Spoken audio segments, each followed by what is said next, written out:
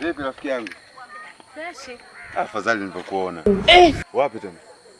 Naenda hapo mbele, mbele safari yangu. Haya twende. Kwa hiyo kwanza mimi nataka kufahamu. Vipi kwanza kuhusu yale majibu yangu? Mbona nipiga chenga rafiki yangu? Wewe nice. Mimi nitakujibu kwanza nipeleke safari yangu na haraka. Utanijibu wapi? Niambie kwanza wapi naelekea. Nitakujibu ndio. Kila siku nafanya tu kazi ya kukuimbia. Sijibu tu la mara moja tu bwana nimekubali.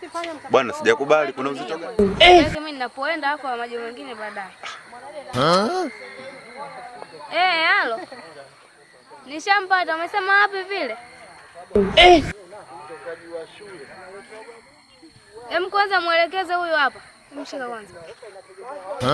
Halo. Poa, niambie bro.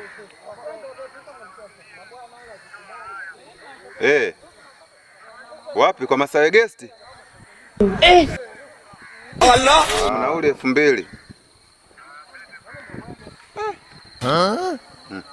Allah. Shuka. Sasa shuka niende wetu bodaboda nyingine ndio niwaishe bwana mimi mzee na haraka.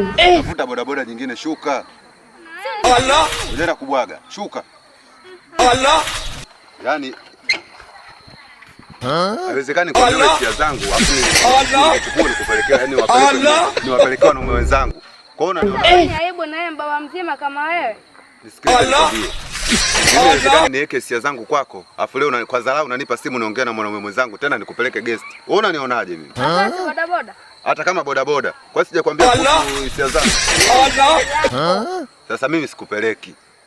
Bwana kama hutaki basi sikupeleki. Kaka, una hata haya.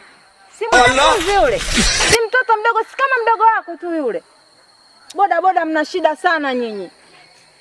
Sikiliza nikwambie. Kile si kitoto cha 2000 tu kile. Kama kitoto cha 2000 unakijua kitoto cha 2000. Lakini mwaka huu 2025 anaenda kumalizia gesti kama ulikuwa una habari. Sawa, yeye ataenda kumalizia gesti na ataenda kumalizia jela. Jela? Labda mpeleke baba yake na mama yake. Sawa, endelea. Wosi ujui. Sana nitaue. Wewe endelea tu kutongoza wanafunzi. Acha umbea. Sawa. Allah. Wazee wa miaka 200 wanapita.